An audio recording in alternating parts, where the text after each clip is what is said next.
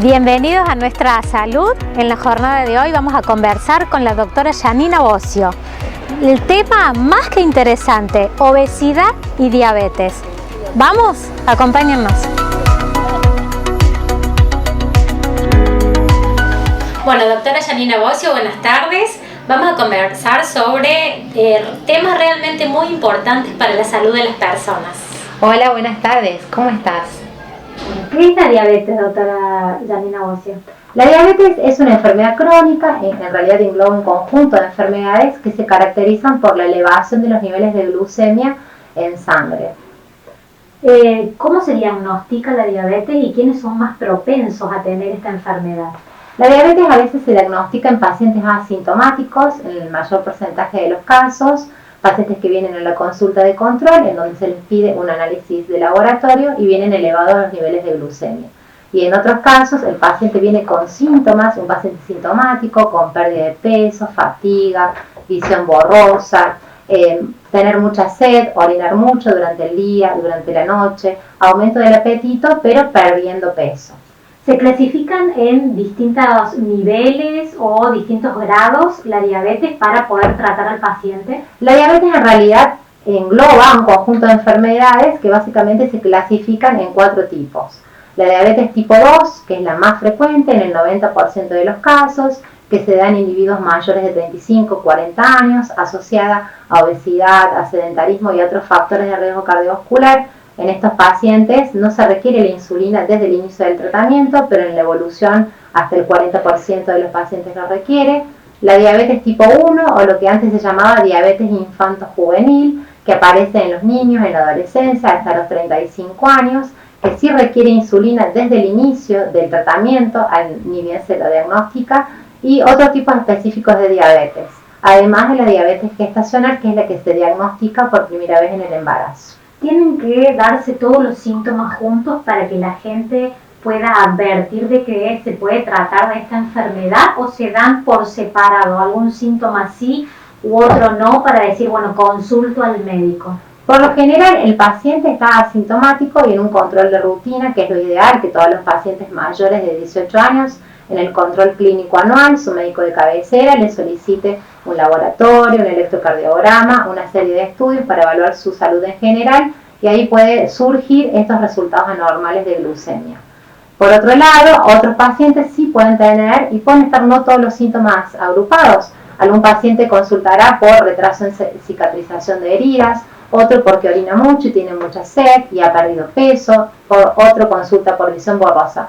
No hace falta que estén todos los síntomas. Ante la mínima duda, sobre todo los pacientes que tienen obesidad, sobrepeso, antecedentes familiares de diabetes tipo 2 o antecedentes de tener alguna enfermedad cardíaca o renal, deben consultar con su médico para que les pida el análisis. Muchas veces se dice que hay enfermedades que son hereditarias. ¿Esta es una enfermedad hereditaria o no? Bueno, la diabetes tipo 2, que es la más importante, que es la más frecuente en el 90% de los casos, es poligénica su etiología, es decir, que tiene múltiples factores que influyen. Tiene una carga genética y a su vez tiene desencadenantes ambientales. En los últimos años se ha visto una notable incidencia de la diabetes asociada al sedentarismo, a la obesidad y al sobrepeso a nivel mundial y a nivel en Argentina. Tal es así que a nivel mundial hay 427 millones de pacientes con diabetes. El 10% de la población mundial es diabética y la mayor parte de estas personas están en edad activa, laboral, lo que representa una enorme carga para el sistema de salud económico y para el sistema laboral. En Argentina, el 12,7% de las personas tienen diabetes. Esto surge de la encuesta nacional de factores de riesgo cardiovascular, que la última se realizó en el 2018, con un crecimiento hasta un 60% de la primera encuesta que se realizó en el 2005, y siempre asociado al aumento del sedentarismo, de la hipertensión arterial y del sobrepeso y obesidad. ¿Afecta a hombres o mujeres en mayor medida? ¿Cuál de los dos sexos? No tiene distinción por sexo. La diabetes no tiene distinción en cuanto a edad ni sexo. No hay diferencias. En el caso de los niños, ¿Suelen sufrir diabetes de qué tipo y cómo se pueden dar cuenta los papás o advertir algún síntoma que los lleve a consultar? Bueno, la diabetes tipo 1, que es la diabetes infanto-juvenil, se diagnostica, desde que nace el niño hasta los 35, 30 años. Los síntomas que puede tener el niño es que no aumenta de peso, tiene un retraso en su crecimiento y desarrollo, orina mucho, tiene mucha sed, pero por lo general, lamentablemente, como los niños no se hacen un control de laboratorio anual como se hacen los adultos mayores de 18 años o a partir de los 14, 15 años, muchas veces ya debutan con una complicación grave que se llama cetoacidosis diabética, que se encuentra el papá con un niño soporoso, somnoliento, lo llevan a una guardia y le miden valores elevados de glucemia y ahí se diagnostica y se deriva enseguida para insulinizar. ¿Cuáles son los tratamientos para estos distintos tipos de diabetes? La diabetes tipo 2, que es la más frecuente, como habíamos dicho, tenemos distintos tipos de tratamientos. Siempre el enfoque inicial es un enfoque con un plan alimentario. No hablamos ya más de dieta, sino de una alimentación saludable. Las viejas dietas que se llamaban, en donde el diabético no podía consumir hidratos de carbono, es decir, harinas, ya han quedado desterradas. El diabético tiene que tener una alimentación completa, variada. Primero, el plan alimentario, la actividad física, el tratamiento farmacológico y la insulinización. Con respecto a la pandemia, pregunta obligada, ¿hay más casos de diabetes? ¿Ha desatado o se ha visto más consulta al respecto? ¿O en la pandemia no se consultó lo suficiente y ahora están viendo muchos casos? Yo creo que lo que ha sucedido durante la pandemia, como con otras enfermedades crónicas, como es la hipertensión arterial, las enfermedades cardiovasculares, es que el paciente diabético que venía con controles regulares se ha dejado de controlar durante estos últimos 2 años y ahora ya nos encontramos con la fase que no queremos encontrar los médicos, que es la fase de complicaciones. Ya aparecen con un accidente cerebrovascular, un deterioro severo de su función renal, lesiones de miembros inferiores que a veces llevan a amputación, la insuficiencia renal, que es la principal causa de diálisis en Argentina, con problemas en la vista, porque la diabetes es la principal causa de ceguera no traumática. Eso por un lado los pacientes que ya tenían diagnóstico de diabetes y dejaron de controlarse. Y por otro lado, los pacientes que sí deberían controlarse, no siendo diabéticos, pero sí teniendo factores de riesgo para diabetes, como antecedentes familiares, sobrepeso, obesidad, más el sedentarismo, el encierro de la pandemia, fomentaron la aparición de nuevos casos de diabetes acompañados de una mala alimentación, el sedentarismo, el aumento de los hábitos tóxicos como el tabaquismo, las drogas, el alcoholismo, han favorecido para que aparezcan nuevos casos de diabetes.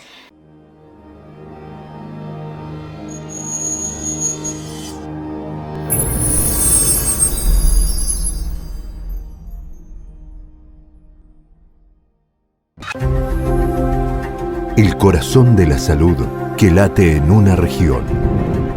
Todo un camino al lado tuyo. Una especialidad para cada necesidad. El paciente sabe que no es un número. Nosotros lo conocemos al paciente. Vienen en búsqueda de ayuda y nosotros intentamos brindársela.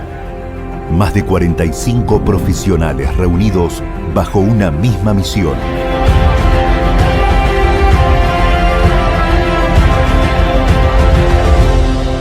Sanatorio Policlínico. Latiendo por el bienestar de nuestros pacientes.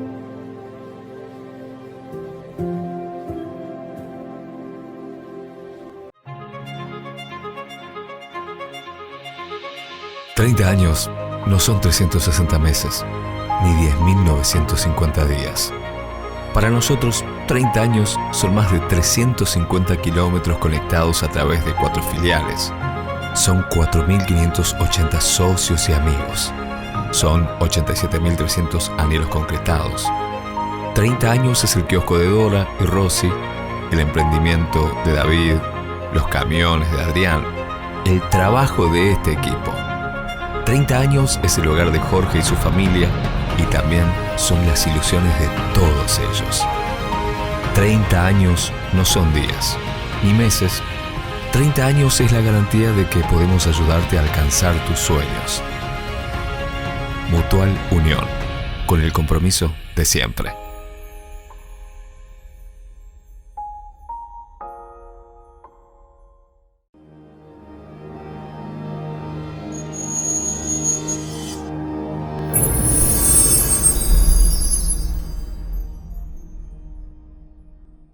Doctora, ¿qué relación tiene la obesidad y la diabetes con otras patologías, como por ejemplo el colesterol alto?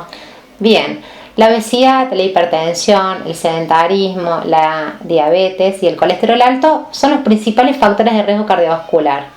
La mayor parte de las personas se mueren de enfermedad cardiovascular. En cuanto al colesterol, que se ha puesto muy de moda en los últimos años, los niveles de colesterol deben ser dosados anualmente, al menos a partir de los 18 años, sobre todo en pacientes que tienen sobrepeso, obesidad, antecedentes familiares, porque tenemos valores deseables o esperables de colesterol total, menos de 200. Después siempre se habla del colesterol bueno, que es el HDL, más de 45 en el varón, más de 50 en la mujer, de triglicéridos, menos de 150, para disminuir este riesgo cardiovascular, este combo que forman todos estos factores de riesgo para el producto final, que es el aumento de la mortalidad.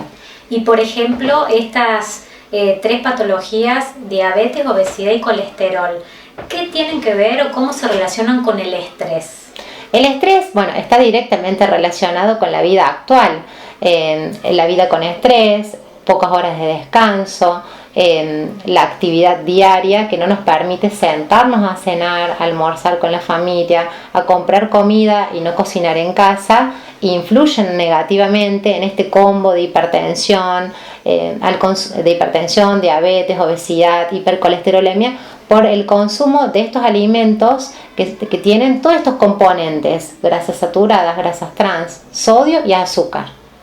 Y con respecto al contexto social, porque la gente come de determinada manera también por una situación que tiene que ver con lo social y económico fundamentalmente, ¿no? Básicamente la alimentación es cultural, no todos los países, no todas las ciudades, no todas las regiones comemos igual. Nosotros no tenemos la virtud en Córdoba de somos una provincia central, no tenemos mar, no podemos comer pescado, comemos pescado que viene congelado, no tenemos acceso a todos los alimentos. Lo ideal es consumir frutas, verduras, cereales, carnes de distintos tipos, magras, huevos, legumbres, tener una dieta variada, rica en vitaminas, en minerales, en micronutrientes, y volver a la alimentación básica, a cocinar en casa, a la comida casera, y dejar los productos que son los ultraprocesados, que parecen saludables o te lo venden saludable en la publicidad, como los cereales, que uno le compra a su niño los cereales con leche porque ven la propaganda, y no, los cereales son productos ultraprocesados, no son saludables para los niños, lo cambiamos por una fruta. Los hábitos tienen que formarse en casa.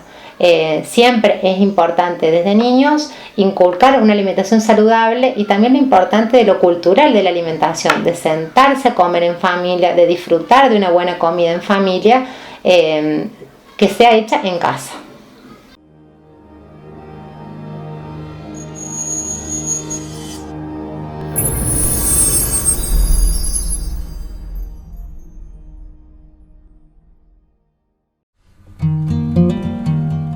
Hola, somos Sanatorio Garcés y queremos contarte que, como siempre y desde hace casi 80 años, seguimos trabajando con mucho esfuerzo para poder brindarte la mejor atención.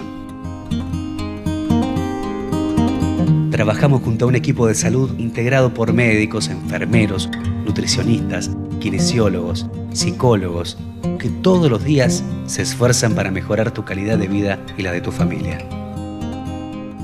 Contamos con el equipamiento adecuado para enfrentar y superar todos los desafíos que la salud nos impone.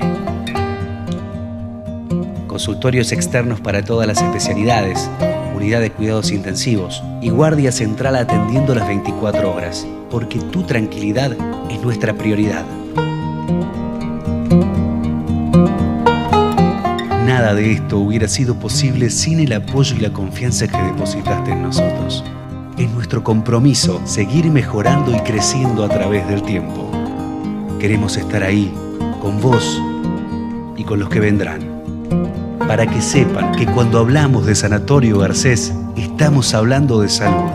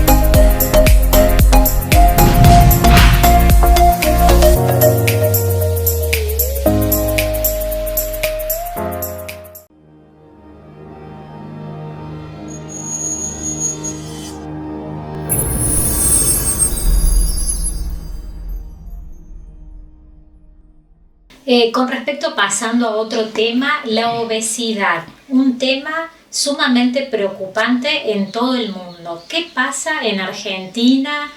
¿Qué pasa en las varillas también? ¿Y qué pasa actualmente, teniendo en cuenta, como decíamos recién, que la gente se quedó mucho tiempo en su casa en estos 2 años?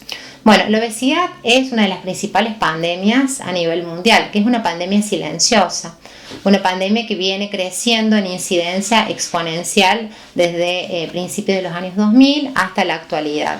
La pandemia yo creo que vino como a influenciar negativamente en una progresión que venía en incremento igualmente. A nivel mundial, el 25% de la población mundial tiene obesidad o sobrepeso. Recién te mencionaba esta encuesta, que es la encuesta de factores de riesgo cardiovascular, una encuesta muy seria que realiza el gobierno de la nación, el Ministerio de Salud. La última fue en el 2018, ya hace algunos años, en donde se detectó que el 60% de la población, es decir, 6 de cada 10 argentinos tienen sobrepeso y un 25% obesidad, coincidiendo con las estadísticas mundiales. La obesidad, nosotros sabemos que un paciente es obeso midiendo un parámetro que es muy sencillo, que se determina en cualquier consultorio, que es el peso y la talla. Eso nos determina el índice de masa corporal, peso sobre talla al cuadrado. Si ese índice da entre 20 y 25, la persona está en normopeso, entre 25 y 30 sobrepeso, más de 30 obesidad. Y ahí se cataloga entre 30 y 35 obesidad grado 1, entre 35 y 42 y 40 obesidad mórbida. Realmente en la fisiopatogenia, en las causas de la obesidad, también como la diabetes, es una enfermedad poligénica, ¿sí? Se trata de una obesidad, no de un problema estético, y también se trata de un problema sociocultural y económico. En estos últimos años, como te decía, viene incrementando la cantidad de pacientes con sobrepeso y obesidad debido a múltiples factores. Uno de ellos es la mala alimentación, una alimentación poco saludable, rica en grasas saturadas, en azúcares, en alimentos ultraprocesados. Se dejó de cocinar en casa, la vida acelerada, el ritmo laboral hace que uno compre la comida prehecha, la caliente en el microondas. No es lo mismo que cocinar en la comida casera. Y por otro lado, el sedentarismo. El trabajo antes era con mayor movilidad. Hoy existe la posibilidad del trabajo sentado en tu casa o en una oficina, en un escritorio. Eso ha favorecido el sedentarismo.